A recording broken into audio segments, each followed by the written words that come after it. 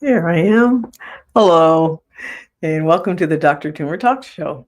I'm Dr. Catherine Toomer. For those of you who are tuning in for the first time, I am a family medicine and community health physician. I'm the founder of Total Weight Care Institute, as well as Your Light Wellness and Weight Care Medical Group that provides telemedicine, weight care all across the country. So if anyone's interested, you can go to my link tree or my website and you can find the link so that you can fill out an application.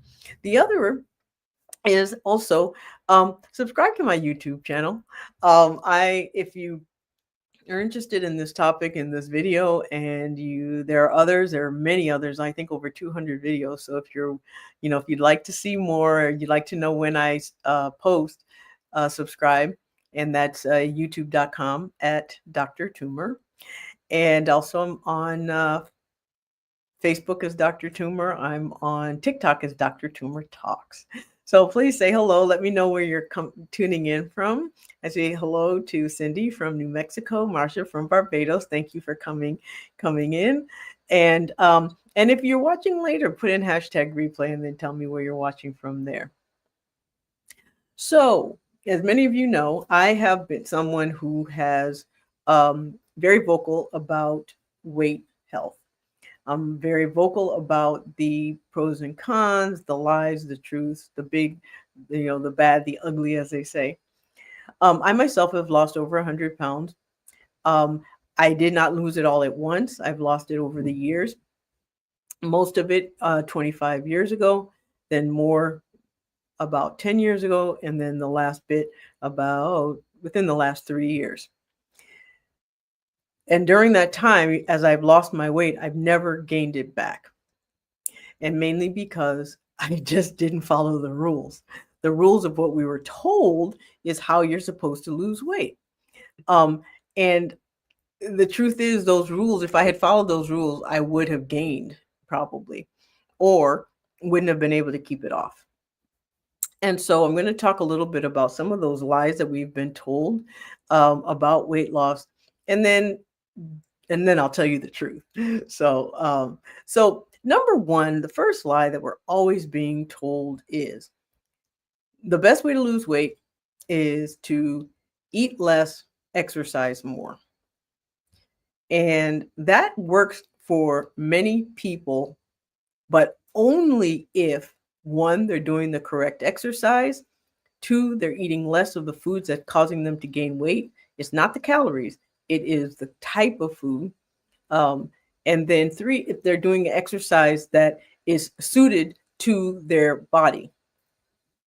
So example, yes, if you eat less or eat fewer carbs, then absolutely. If you just eat fewer calories, not necessarily.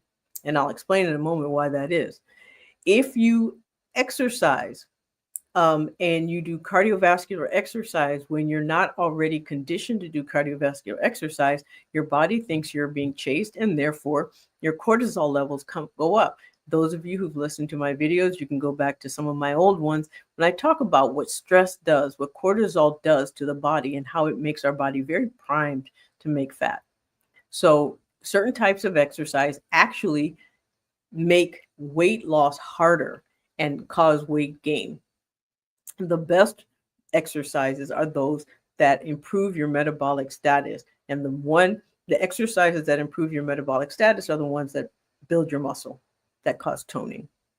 So again, calories in, calories out, lower calories, it's content.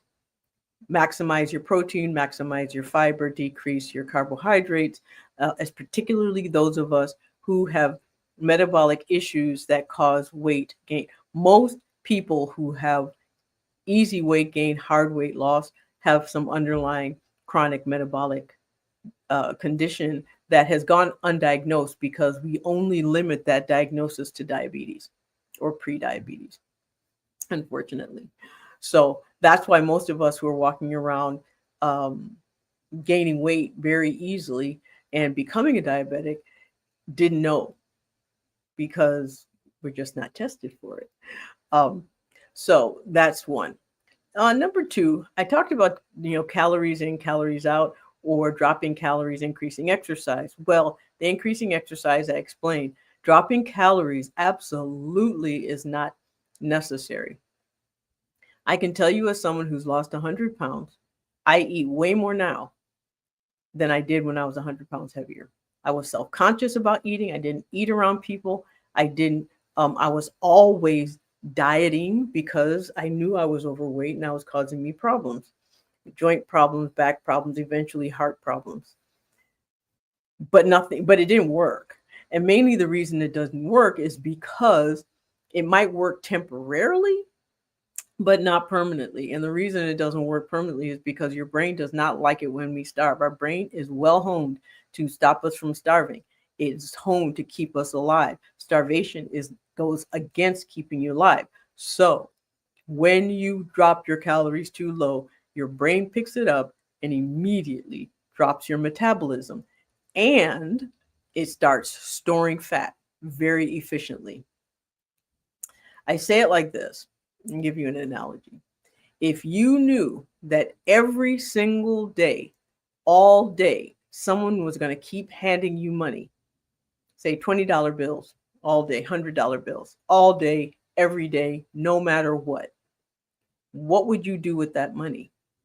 You're more likely to spend it because you know that you have the money you need for necessities when it comes, because you know you're going to keep getting money throughout the day. So even if you need money to buy something later, you know you're going to get more money later, so you don't worry about holding on to the money you've got right now. What if you're given money and you're never told when it's coming back? You're never told when you're going to get more. You never know when you're going to get more, because every time you're handed money, you suddenly don't have any more. You're suddenly not given any for long periods of time. And then you might be given money again, but again, then long periods of time without. What are you most likely to do with that when you hold on to it? You hold on to it for when it's absolutely necessary to spend it. That's what our body does when making fat. And with food, when you starve, your body thinks, oh, okay, I need to store this next meal as fat just in case that starvation happens again. But when you eat on a regular basis and your body knows and your brain knows it's going to get more fuel, it's going to get more calories, what it does is it just burns it off. It's like, well, I can use it because I don't have to store it, because I know in the next couple of hours I'm going to get some more. So that's why dropping calories is not effective. And even if it is effective, it's only temporary. And I hear this a lot. All I have to do is, in the past, all I did was lose weight. It was easy. All I had to do was XYZ. If the weight comes back, it wasn't successful weight loss. If you had to go to extremes in order for that to happen, it wasn't successful weight loss. It wasn't healthy. If in the process you keep going up and down and yo-yoing, it's not a healthy process. And the reason why yo-yoing is so dangerous and why it's not good is because when you drop, some of that dropping is from losing muscle. So when you go back up, you're gaining fat. And so now you went from being, say, 25% fat, now you're 30%. Your body mass is 30% fat. You drop again, you drop muscle, and then you gain it back. Now you're 40%. And you keep doing that, the body percentage of fat just keeps going up and going up and going up. And what we know is it's not about weight. It's not about how much you weigh on a scale. It's what percentage of body weight is fat that makes the difference. And so going up and down, all that does is increase the percentage of fat in the body. So it's better to have sustainable, ongoing, regular meals so that your brain knows you're going to eat. Your brain will burn it off, and it will utilize what you eat for nutrients, for muscle, for bone, for all the different things that your body needs. So that's number 2, calorie deficit. That's the second lie.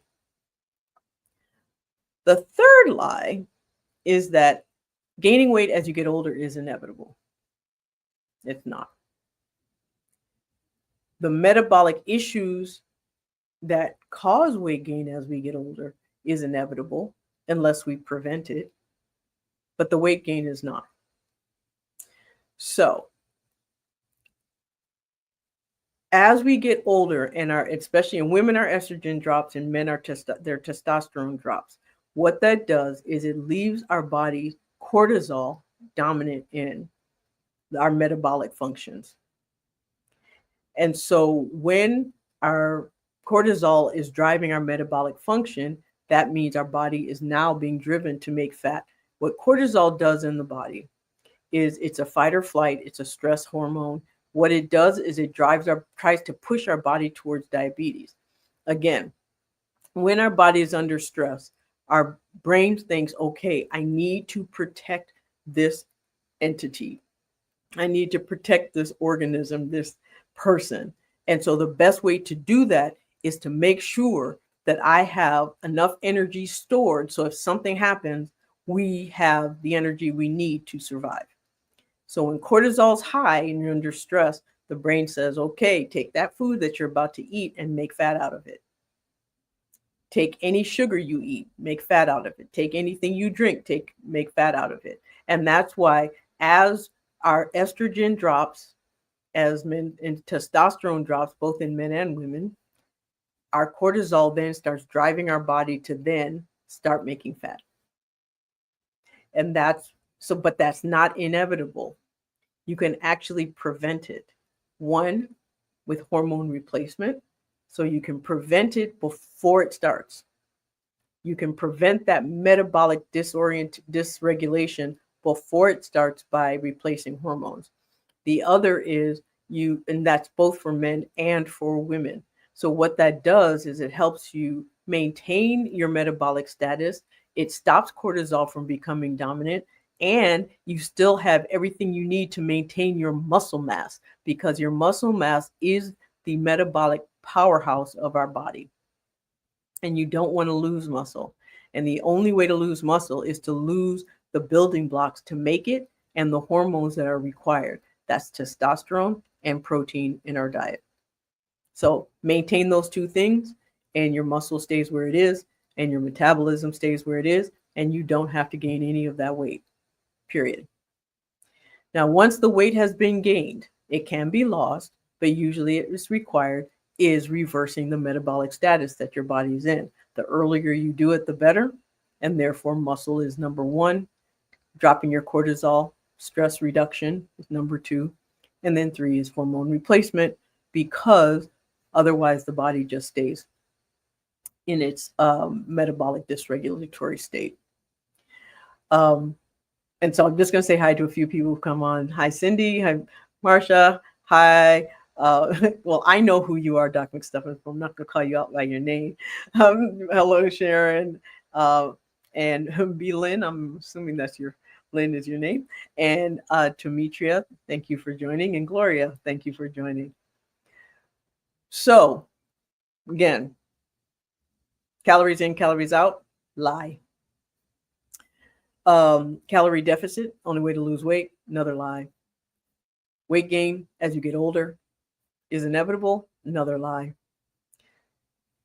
And the last one I'm going to talk about, and you all can start getting your questions ready, because right after this, we're going to start taking questions and answering them. The last one after this is that GLP-1 medications, weight loss medications, as they're called, is cheating.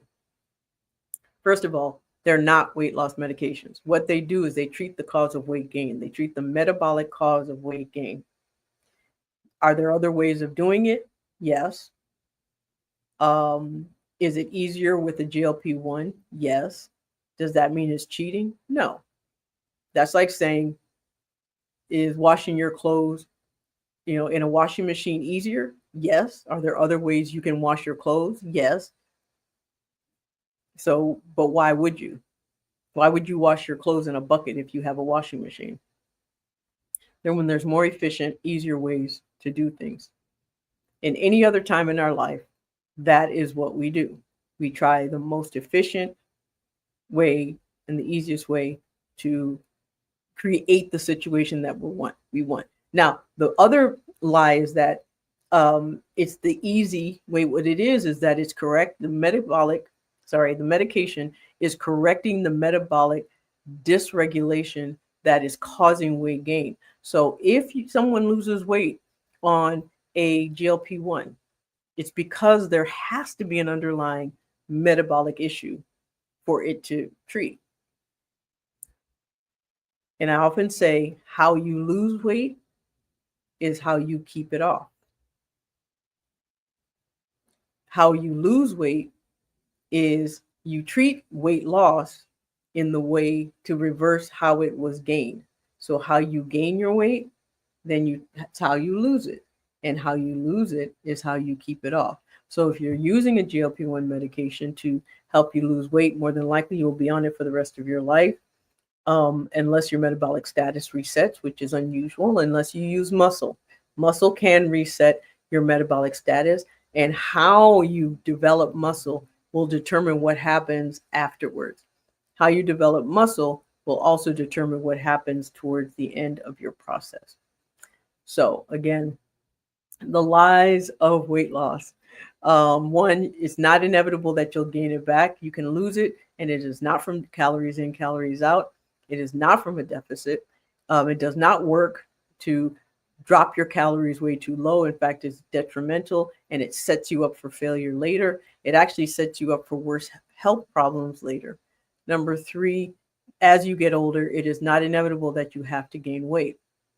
There are ways to prevent it. There are ways to reverse it.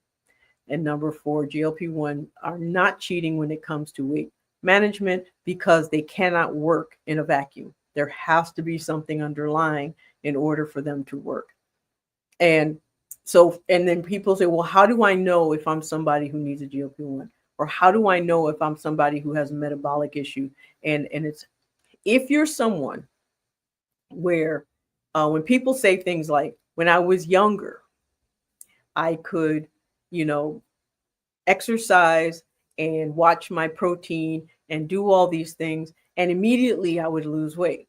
But now when I try to do it, it doesn't work. Well, the reason it doesn't work is because your metabolic status has changed. So that means you're going into hormone deficit, which is you're losing your estrogen, your progesterone, and your testosterone, both men and women. And so the only way to get back to where you were when you were younger is to replace those hormones to the levels that they were when you were younger. And this the reason why, if you take a 20-year-old and you take a 40-year-old and you do the exact same exercise, the body will respond differently based on the hormonal levels of each person. Oops, I thought I turned my phone off. Sorry. The one time I decided not to, I forget. Somebody calls me. All right. Sorry about that. So it's really important to understand that as we get older, our body changes, but our body changes because the changes in hormones, and the changes in our hormone also changed our muscle mass, and our muscle mass is really what's driving a lot of the things that were happening. There's other things that cause metabolic dysregulation. Pregnancy is one. A lot of times you'll see women who say, I can't get rid of my baby weight. Well, it's because having babies puts you in menopause. That's why you stop having periods when you're pregnant. It's basically the exact same thing. It's the reason we check for diabetes at 20 weeks. It's because pregnancy causes metabolic dysregulation. So sometimes your body does not reset back to its normal setting, or its like factory settings, as they say, after the baby's born. Because once your body gets a taste of it, it wants to stay there. And so often it takes more to get back to where you were. And so muscle is number one way of working on it, lowering cortisol, metabolic, meditation, mindfulness, Pilates, yoga, all of those things, hypnosis, all those things can help lower your cortisol. And then the third, of course, is medication if you need it. So if you have questions, I think I see a question in here. If so, we'll talk about it. We say, hello, Denise. Hello from Pennsylvania. Cindy says, I'm 63, weigh 350 plus pounds, have extremely high fasting insulin. Okay, so that means you're insulin resistant, which means your body thinks you're diabetic, even if it doesn't show it. I'm currently on Manjaro 5 milligrams and getting 100 grams of protein a day, but the insulin is still high. Any ideas on what else I can do? Keep maximizing your Manjaro dose. You're not even close to the maximum dose. Manjaro goes up to 15 milligrams. Talk to your doctor. Whoever's prescribing your Manjaro, talk to them about your dose. It's a dose-dependent medication. If your insulin levels are high, the medication will also raise your insulin. However, if your insulin levels are high because your blood sugars are high, as your Manjaro dose goes up, so your insulin levels will start to come down. Those fasting insulin levels being high won't matter if you maximize your metabolic status in other ways. So the medication is one way. Dropping your cortisol is another. If you're at 63, you're just kind of outside of the window on starting hormone replacement therapy if you haven't already, but it may help. And then the other is muscle. Building muscle will help. Pilates in your case would probably go a long way. It's very gentle on joints. It's very gentle on muscle building. And when I say, I'm not saying it like you're old, because I'm only 3 years younger, to be honest. I'm 60, so it's not that 63 is old or anything, but you don't want to overdo it.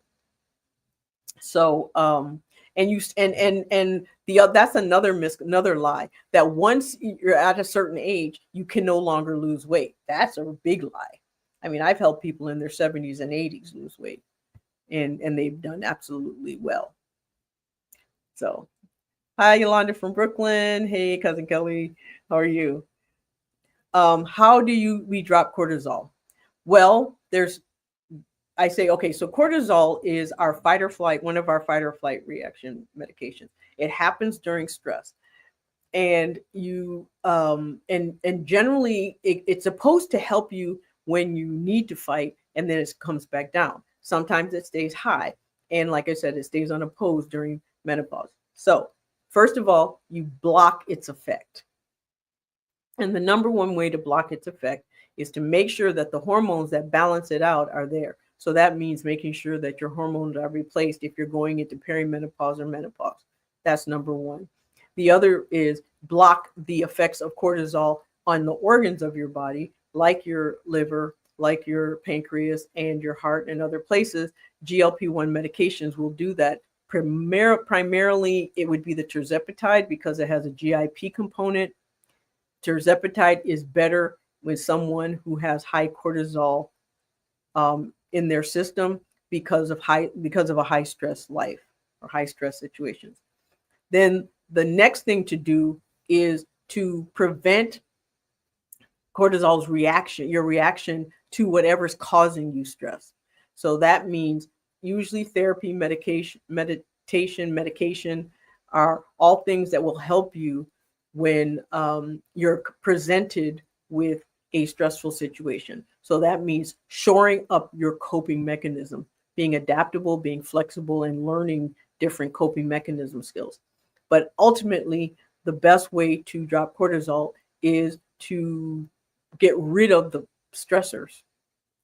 And that means planning. That means, creating systems. That means maximizing the people that are around you, the systems that are around you. And so what that also means is that you learn skills on how to keep it down. Deep yoga breathing, meditation, self-hypnosis, all these things will bring cortisol down. What you don't want to happen is you get to a point where you have no choice. I'm in that situation. I have no choice but to keep my cortisol levels down. If I do not stay calm, if I do not stay unbothered, my heart reacts.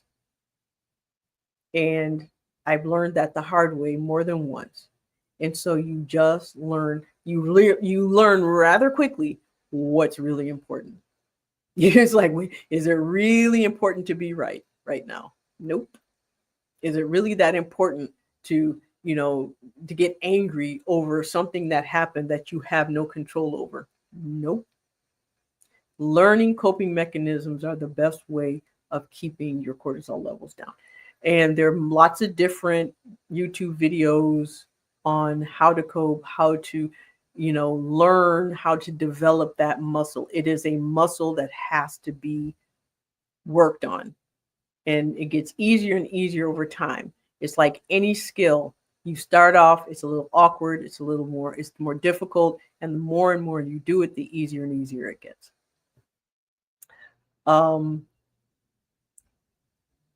How much do you think stress effect on cortisol levels affect weight loss effectiveness? Absolutely, they're tied together.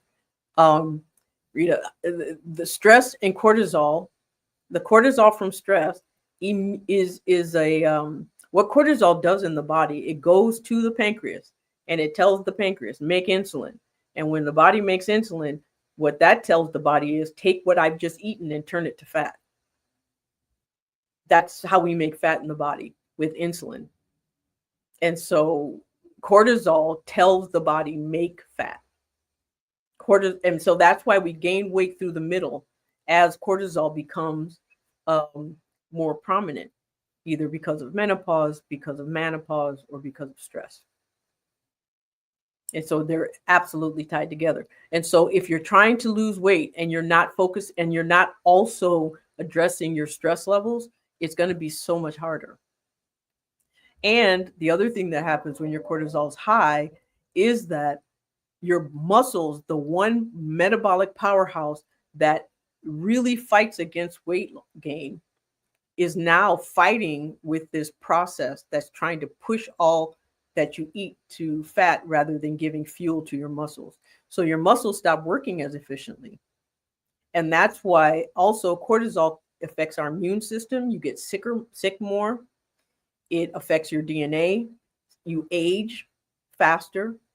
It causes high cholesterol. It causes roughening of blood vessels. So when your cholesterol is up, it's more likely to get heart attacks. There's just a lot of things that cortisol does that's bad. I actually have a video. I have several videos because I talk about this a lot. So if you go to my YouTube channel, it's youtube.com/Dr. Toomer or at Dr. Toomer. If you go there, you will find the videos on that, and I go into it in a lot more detail. What if you're taking anastrozole for chemo pill? It takes the estrogen out of your body, which makes it hard to lose weight. What can I do to lose weight? Okay, the only thing you can do is, one, focus on your health. You're right. That's because if you have a hormone sensitive cancer, which isn't very common, but when it happens, it's more important to prevent that than it is to worry about replacing your estrogen. The only way to lose weight, if you need to and if you want to, is with muscle. You just got to create a dedicated time and dedicated effort to muscle building.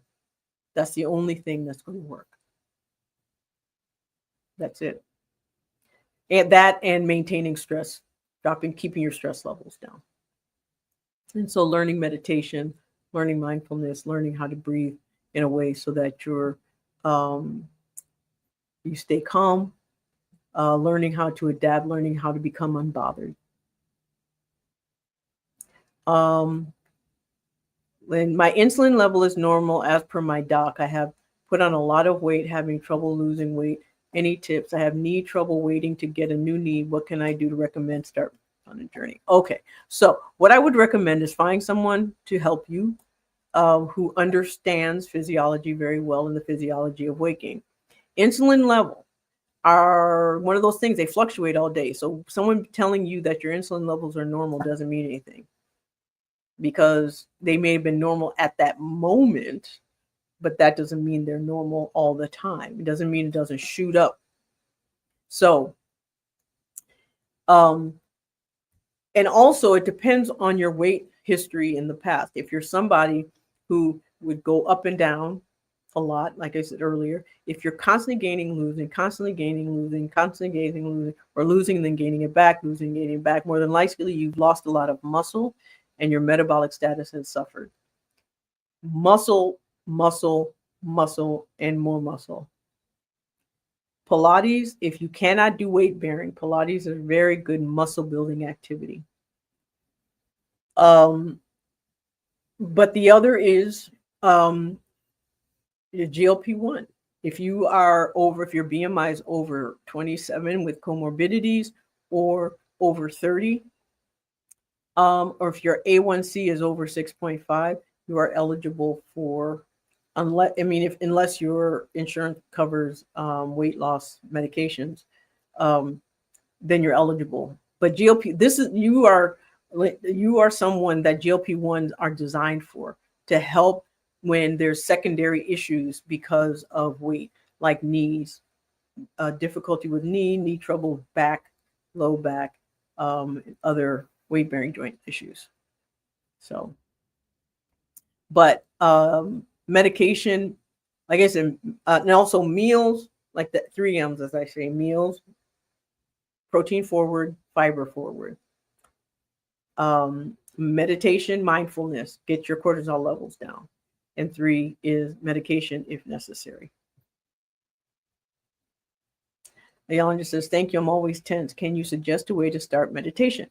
The best way to start meditation is just learning how. So what I would suggest is going to YouTube and learning how to, and just finding something that resonates with you.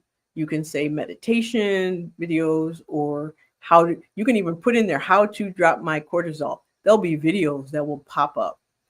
I'll probably actually start doing that. I'm actually certified in hypnotherapy. So it's not, and when people hear hypnosis and they're like, oh my gosh, you're going to no, that's not how hypnosis works. What it does is it simply helps you relax to the point where you get out of your own way. And so I should probably start doing some videos. But the easiest way to reduce cortisol is with yoga breathing, meditative breathing. And basically what it is you take a deep breath in, 4 counts. But when you take your breath in, your stomach should go out. We have this bad habit of breathing and sucking in. It should be the opposite. So you breathe in with your belly going out. You hold for 7. As long as you don't have any lung issues, you should be able to hold that for 7 counts, and then you let it out slowly in 8 counts. So it's 1, 2, 3, 4. 1, 2, 3, 4, 5, 6, 7. Out 8. 1, 2, 3, 4, 5, 6, 7, 8. And you just keep doing that until you relax. And you try to empty your mind if you can. If you're in a dark room, even better. If you're in a quiet place, even better. I would not recommend, you can even do this while driving. It will not put you to sleep. You can do it in your office. You often hear people say, woosah. That's essentially the same thing. It's just a miniature version of the same thing.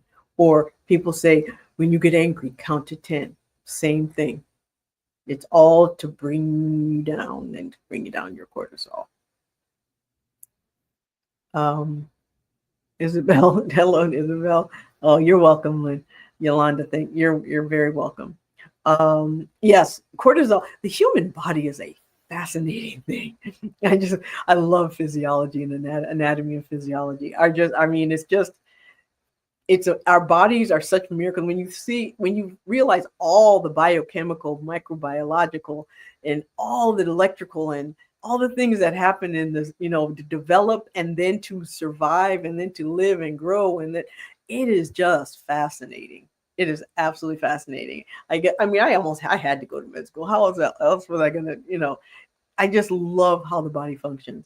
And the more I learn, the more I love it. Valerie says, I am already taking Ozempic for weight loss due to diabetes. I have continued taking it. Okay. If not, how do I keep the weight off after stopping it? Okay. First of all, if you have diabetes, you never stop it. First of all, you have 2 chronic diseases. If you have obesity, that's one type of chronic disease. That's one metabolic chronic disease. And diabetes is another type of chronic diabetes disease. They're actually on the same continuum. Weight gain, chronic weight gain is here. diabetes is here. They're on the same plane, same continuum. So, and so they're both insulin dependent chronic diseases and that affect how we metabolize carbohydrates. You will never come off of the medication. You should never come off the medication. You're not taking Ozempic for weight loss if you're also a diabetic. You're taking it to correct your metabolic issues for both. If you lose weight in the process, that's fine, because weight loss is simply a symptom of the medication. It's just a symptom of the correction of the disease state, just like weight gain is just a symptom of the disease state. So weight loss is just secondary. We keep talking about weight loss when actually, one, it should be fat loss. Weight, if you're losing weight and muscle, that's not good weight loss. So it's fat loss. You should be focusing on fat loss only and maintaining muscle. The other is you cannot stop it unless you have muscle that will take over. Muscle is the only thing that can take over for the medication. And most of us can't build muscle to the point where that happens, mainly because the muscle is also fighting against that same metabolic issue. So they're not very efficient. The only of the GLP-1s that help when stress is a huge component, a huge contributor, is tirzepatide or Zepbound or Mounjaro. That's now. There is another what's called Triple G that's coming out, retatrutide, I think is how it's pronounced. It's still in the trial phases with Eli Lilly. It should probably, I don't think it's going to be out anytime this year, but you never know. Everything that's changing so rapidly, it could be out sooner than I think. Cindy, does meal timing make a difference? 6 mini meals versus 3 large meals. The only reason the meals, not the timing, is the size of the meals. Larger meals causes larger sugar spikes. Smaller meals cause smaller sugar spikes. Sugar spikes or blood glucose spikes are what cause fat production. And it depends on the content of those meals. If anytime you have a meal or a snack, the carbohydrate component of that should be 25% or less. So 1/4, you have a plate, an imaginary plate, you cut it into 4. 3 of those should be vegetables and protein and vegetables, and 1 carbohydrates or starches. So it really just depends on the content and the size. So one of those mini meal things that came about was really for men doing muscle building, but and also it just, like I said, it depends on the content. Hello, Aunt Cynthia. Thank you for watching. Patsy from Lawrenceville, Georgia, not too far from me. Hello. Any more questions? Well, there's no more questions. I will plug it again. Just please subscribe to my YouTube channel because so that you can get updated whenever I post videos. I am starting to post videos in between my Tuesday talks. So there's others that are there that aren't from Tuesday. And then you are and then, you're welcome to ask me questions under those videos as well, and I will answer. I see them, I get notified, so I will answer those questions. Deborah Muhammad asks, are pendulum GLP-1? Okay, pendulum. I'm not familiar. Is that a name? Because pendulum is not a name of any of the medications for GLP-1s. However, what are pendulum? GAP1. Are you saying is it GLP-1? I'm not familiar with that. What pill is good for weight loss and stress? They're GLP-1 pills. Ashwagandha is probably one of the most natural and the one that's most common that people use. Berberine is another that can be used. Ashwagandha for stress, berberine for weight loss, and they're basically for sugar regulation and cortisol regulation. And so, and then you have GLP-1 medication pills, which are Ribelsis is one. Then there's compounded versions of tirzepatide and semaglutide as well, which is basically Wegovy or um, Zepbound. But the only pill version of a GLP-1 is on that's FDA approved is Ribelsis. We said, so GLP-1, are there GLP-1 tablets? Yes. So that was Dorothy's question as well. So yes, GLP-1 tablets can be used, but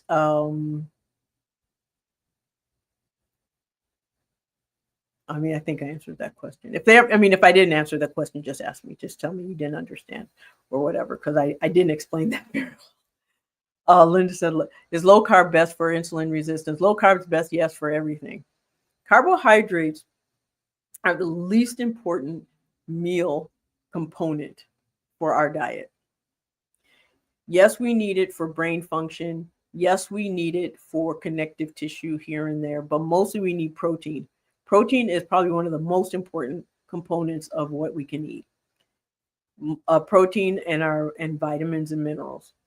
Then fiber, which helps keep us regular, helps maintain our gut biome, as they say, our gut bacteria, which is also what is considered our body's second brain. But for insulin resistant, low carb is the best. The absolute best thing for insulin resistance is building muscle.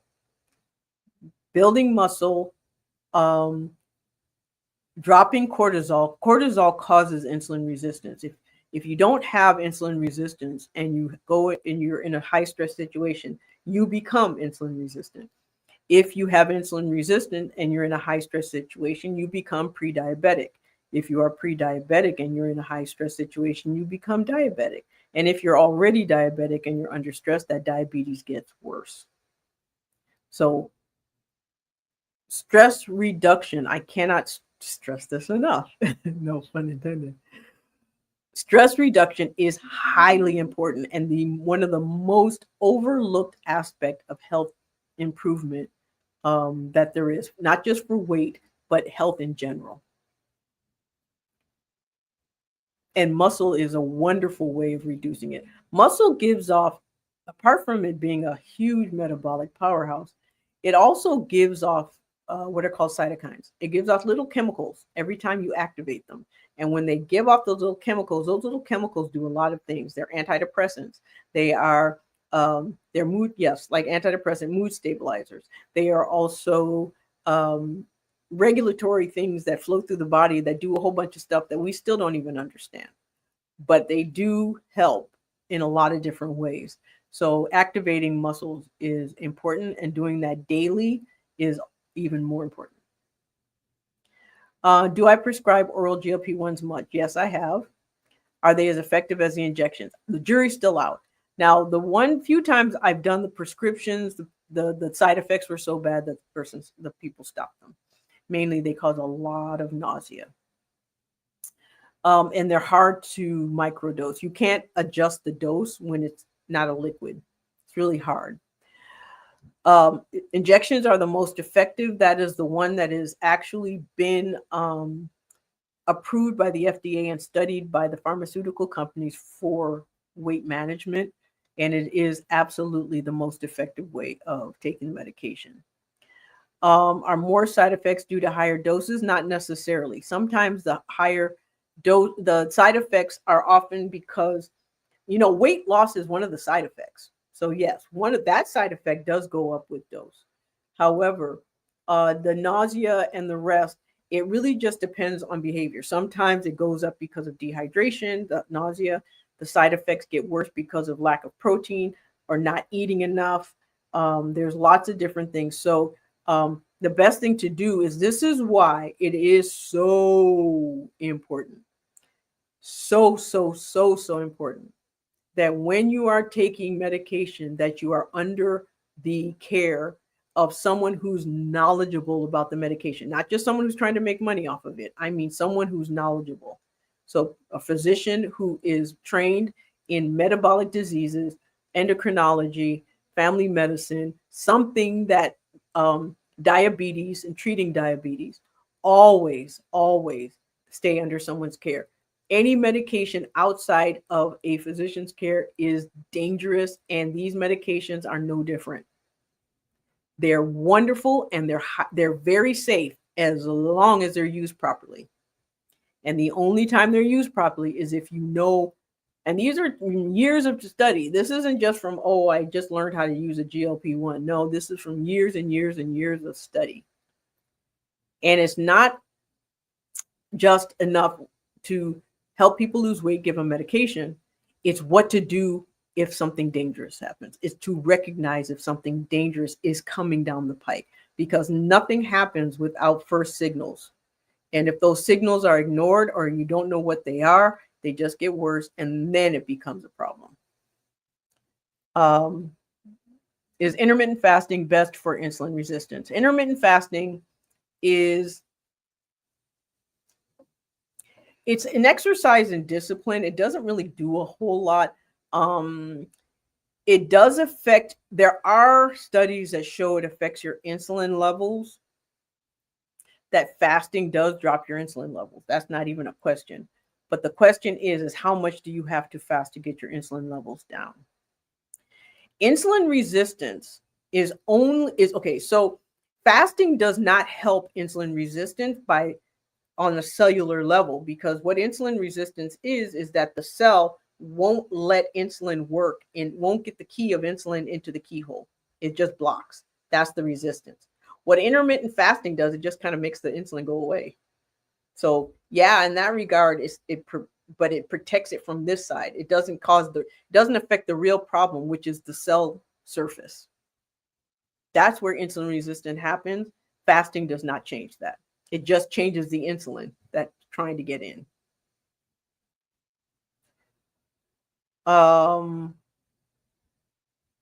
Elizabeth Cousin said, this is a great honor. Actually, the honor is mine. I actually find this, I really enjoy this, and I appreciate you coming, and I appreciate you listening. I do not take it for granted. Is the GLP-1 patch as effective as the injection? There's no such thing. Anyone who's trying to sell you a GLP-1 patch is basically selling you snake oil. There's no such thing as a GLP-1 patch. And even if someone's figured out how to create a GLP-1 patch, it is not tested. It is not FDA approved. And you have no idea what you're getting or what you're putting into the delivery system onto your skin. That's just the truth of it. There's no such thing. Not a real one anyway. Is it true to lose weight while insulin resistant? Intermittent fasting works best? Not necessarily. The best way to lose weight with insulin resistance is treating the cause of the insulin resistance, and that is by a medication that opens the cell that allows the insulin to get used properly, and that's GLP-1. Diabetes. I mean, insulin resistance is just the low end of the same continuum as diabetes, so you treat it just like diabetes. So, I mean, insulin resistance. Okay, type 1 diabetes is what we call it when your body doesn't produce insulin and you have to give yourself insulin injections. Type 2 diabetes is when your body produces insulin, but your body cannot use that insulin. And that's usually adult onset, but we're seeing it in children a lot more now too. Insulin resistance is now being called type 3 diabetes. It is diabetes. It's just a lower end of the diabetes scale. So you treat it just like diabetes, and you act like it is diabetes, and you eat like it is diabetes, and you exercise like it is diabetes, and you use medication like it is diabetes. It is the reason that diabetes medicines correct weight gain. It's insulin resistance is diabetes on a lower scale. It's why it causes weight gain. Treating it with diabetes medication is the reason why you get weight loss. If that's not proof enough, I don't know what is. Well, the science is proven also, not just that. So there is the science behind it. So And I know we get a lot of questions about GLP-1s, and people are asking a lot about that. The sad thing is that there's a lot of social commentary around GLP-1s as if they're such this bad thing. There are a lot of medications that people are taking that are far more dangerous. There are a lot of medications that are over the counter that are actually more dangerous. There are a lot of medications that people are taking that do the same thing, that nobody cares about. No one cared about GLP-1s when we were using them for the last 20 years for diabetics. I've been prescribing GLP-1s for over 15 years. Nobody cared about them until Ozempic came out and people started using it for weight management. So what that tells me is that it has nothing to do with the medication and everything to do with the fact that people do not like other people getting access to that social currency of weight loss. And the goal is not to be thin. Remember this. The goal is not to be thin. I had this one doctor, Dr. Renty, say, a fat body or a heavy body is not a failed thin body. Health does not have a size. Thinness does not mean healthy. Being overweight does not mean unhealthy. All these medications do is correct a metabolic condition. And if that metabolic condition caused your weight gain, then it will give weight loss when used.